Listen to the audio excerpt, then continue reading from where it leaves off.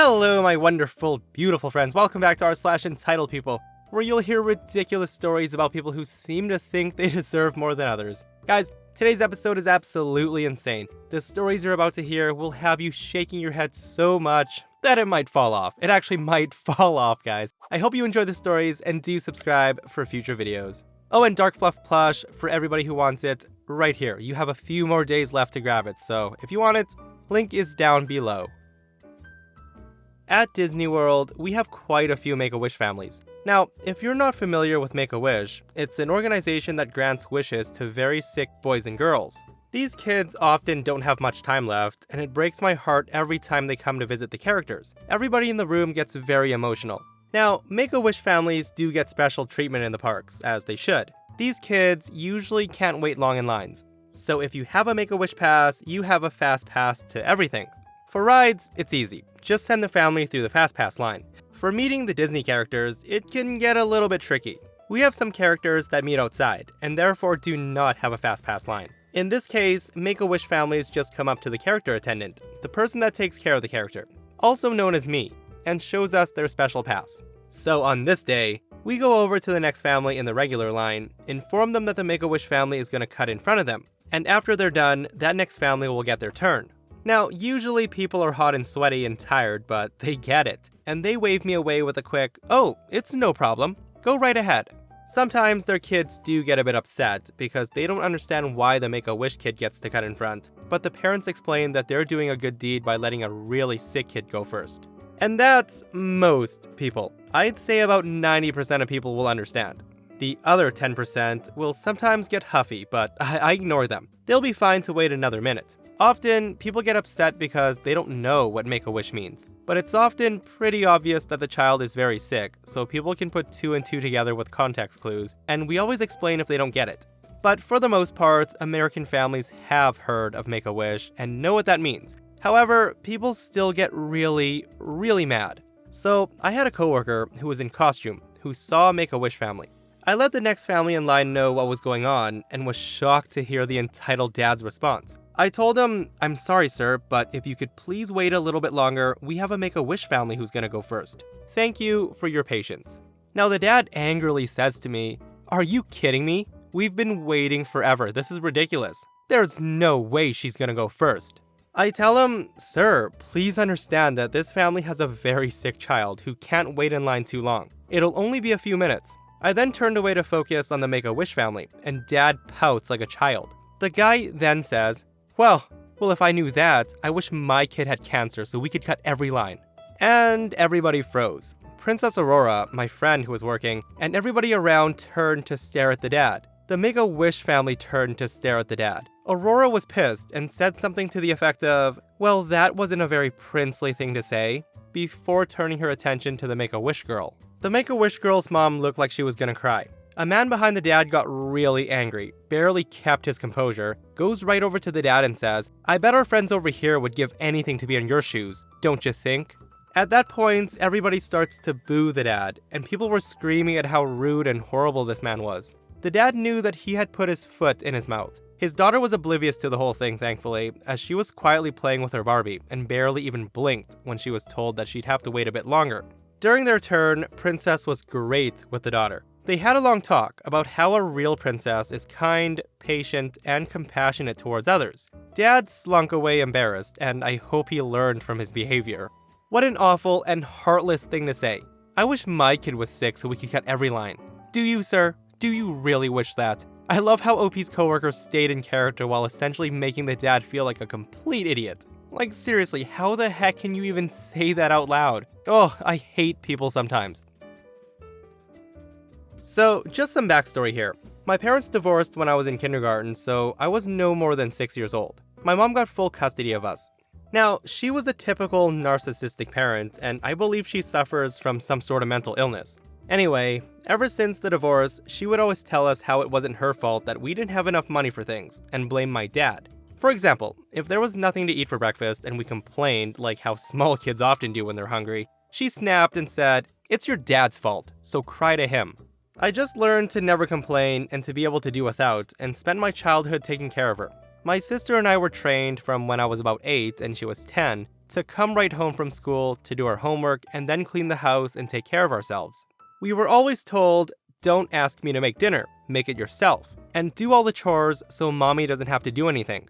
Now, it sounds bizarre, but we thought that was normal, as well as being berated every so often and told on a daily basis that dad was a complete scumbag who left us. It got worse during my senior year of high school. My grandma died a few months before that summer, and my mom quit her job due to an inheritance from her. Now, the inheritance wasn't even that large. It was close to $75,000 back in 2000. And guess what? My mom blew through all the money my grandma left before the summer was over. She then refused to get another job and kept coming up with excuses to not work. She would say things like, my back is hurting, there's no jobs out there, the economy's bad, while she was going out drinking with her friend and acted like a carefree teenager.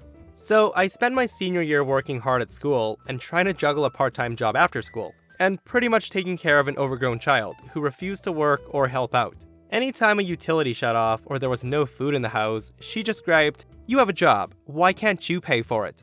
Now, I would always think, I don't know, Mom, maybe because that's your responsibility. I know Dad gives you child support. So here's where it gets good. If I brought up the fact that my dad sent her child support, and we all knew he sent child support to help us, she would flaunt that child support check and laugh and refer to it as mommy's paycheck. So flash forward to when I'm about to choose a college and my mom keeps bellyaching about the cost, and of course has $0 saved in a college fund. My freshman year, I was pretty much able to swing the cost of tuition and my room and board, and got a decent amount of grants. I almost became unable to receive financial aid for my second year of college. Why? Because my W-2s were mailed to my home address, and my mom, being the caring and supportive mother she was, decided to shred them and throw them in the trash. I found out because my sister was home that weekend and saw it. My mom denied, and when I came home for spring break and pressed her for it, she lied and said her friend had them. My sister then called my mom out on this bluff by calling the friend, who said she did not have any of our tax information. She was very concerned and told me and my sister to request a duplicate. Now, my mom was pissed that we had checked with her friend and called her out on her bluff. But true to her word, her friend did my taxes for me and we figured it out. At this point, I learned that my mom had not been helping out my sister at all with tuition, like she claimed she had. And my sister had mentioned it to my dad, who called her out and demanded to know where the child support was going.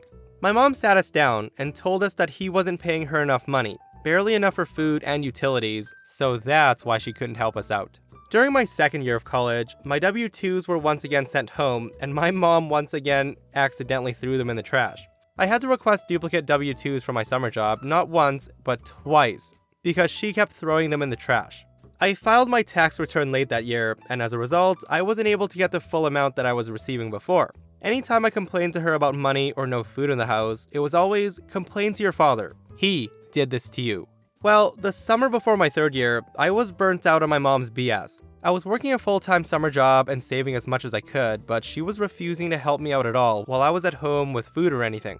At one point, she was pissed that instead of paying the phone bill so she could make long-distance calls to her friends, that I had the audacity to spend my hard-earned money on a cell phone and pay that bill myself. My mom told everybody that I should just drop out because I wasn't applying myself hard enough. I was in the honors program. And she would also tell her friends, it's so hard when you have kids in college. They come home, they eat your food, and they always come to you for money. Okay there, Mom. So at the end of the summer, I had saved up $1,000, but the school won't let me move into my dorm unless I paid 50% up front, which was about $10,000. Now, I didn't know what to do, as all summer the university had told me that it was fine. And on move-in day, they told me I could not move into the dorm. So I called my dad in a panic and spoke to someone who agreed to give me 24 hours. I moved in, and the next day my dad showed up first thing with a coffee and donut for me and told me not to worry, that he was gonna fix this once and for all. We went from office to office on campus and he co-signed a loan, which he later paid off for me.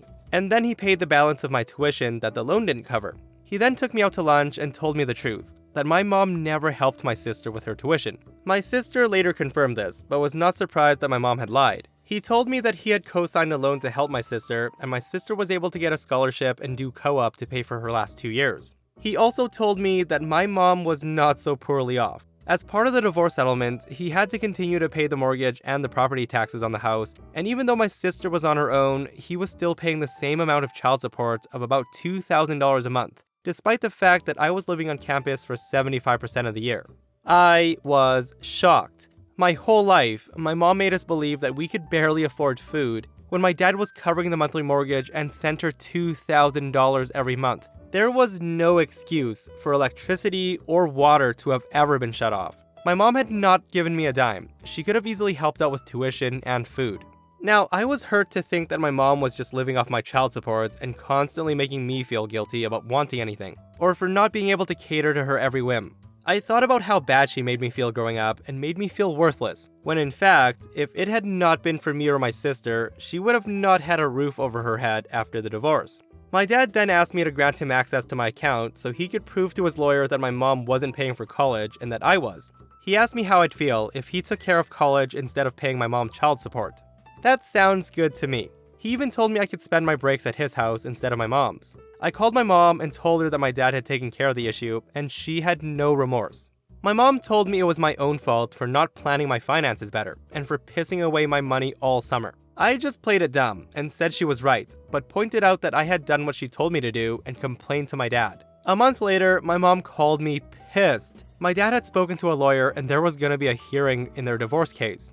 My dad had proven that my mom had not been paying for mine or my sister's tuition. And that was the very reason my dad was obligated to pay child support until I was done college. My dad told the judge that he would gladly pay for me to finish college, but was not going to pay my mom any more child support. And he would also stop making mortgage payments on the house. If my mom didn't want to take over the mortgage, they could sell the house and I could live with him over my breaks. Mom was freaking out over this and called me selfish. I just reminded her that my tuition must cost a lot more than what she got in child support since she was never able to help me out with cost of school. So here's where she goes insane. She tried to get back at my dad by not paying utilities on the house to make it seem like she needed the money. She then told me that the electric and water were now shut off, so if I wanted to come home for winter break that I needed to help her out by sending her a few $100. Now, I just told her that I would miss her, but that I would be going to dad's for winter break. She was pissed and cried about how selfish I was for not wanting to come home for Christmas to see her. Now, a little side note about my mom. The Christmas before, her present to me was throwing out many of my personal belongings. Why? My mom was pissed off at me that I didn't want to come home one weekend to help her clean the house. To clean the house that she lived in. Now let me tell you a little bit about how my trip home goes. To get home, I have to take 2 buses, 2 trains, and then wait for her to hopefully remember to pick me up at the train station, which was a whole 20-minute drive. She's forgotten me before. Plus there was finals. And her response to me for not coming home was she took all my things, threw them in boxes, and threw them out on the front lawn. Most of my things were destroyed by being left in the rain, and people came by and took most of my valuable possessions. Thanks, Mom. Anyways, I told my mom that I would come visit her over winter break once she got the utilities turned on. I told my dad what was going on, and he said he and my stepmom were thrilled that I was going to stay with them for winter break. He also called my mom and reminded her that the child support had not stopped, and they were going to list the house in a few months, so what was this nonsense about the utilities being shut off? She was pissed, but magically came up with the money to turn them back on. That spring, my dad took over my college tuition, and he even made sure I got my full financial aid since he'd picked up my W-2s for me. My mom lost her child support and was told by the judge that she'd better cooperate with the sale of the house and keep up with the utility bills, so it would sell. So the real kicker is it was cheaper for dad to pay college costs than it was to pay child support. And to think, all I had to do was do exactly what she'd been telling me for years. Complain to your father. Now some of you have asked, are things better now? It depends on what you mean. I'm not as close to her as I am my dad and stepmom, but I still have a relationship with her. And some have asked how she treated us growing up. Now, she wasn't 100% bad, but her bad moments were pretty bad and outweighed the good ones. Granted, I've met a lot of people who've had much worse, so I try to remember that. After college, she was trying to pull the same pity card she had when I was in school. This time, she was trying to convince me to move to a different state. I declined, and then she called my sister and complained about how I have a daughter that doesn't want to take care of me. My sister and I both had a laugh about that. Now, my mom isn't even 50 years old. She's perfectly healthy and refuses to work. There's no way that I was gonna move in and take care of her. She pretty much spent most of my adult life trying to convince us that either we take her into our homes or we go and live with her. She moved into my grandparents' old house in Philly until they died, and then wound up staying in various relatives' houses and coming up with excuses not to work. She finally wore out her welcome at so many people's houses that she wound up in a hospital, and then in a shelter, and she now lives in subsidized housing. It's a cute apartment, but guess what? She still complains about how bad she has it and how no one wants to take her in. She's not even 50 years old. She's got a long way to go. Guys, that was an absolutely insane story. That mom is truly something else. The biggest question I have is what the heck did she do with all that child support money? Like, with dad covering the mortgage, she would have gotten well over $250,000 in child support over the 10 years. She definitely could have paid tuition and kept food on the table. The dad definitely did come in as the hero in the end, but where the heck was he all those years before Opie contacted him? Like, if my kids were constantly neglected and starving, I would have done everything I could to regain custody over those kids. And that, my friends, brings us to another end of our /Entitled People. Guys, if you enjoyed the stories today, do hit that thumbs up. If you missed the last episode of our /Entitled People, I'll link it right here. A neighbor tows Opie's car from his parking spot so her friggin' boyfriend can park in it. It's a ridiculous story, and if you haven't heard it, go check it out, and I'll see you guys in the next one. I love you.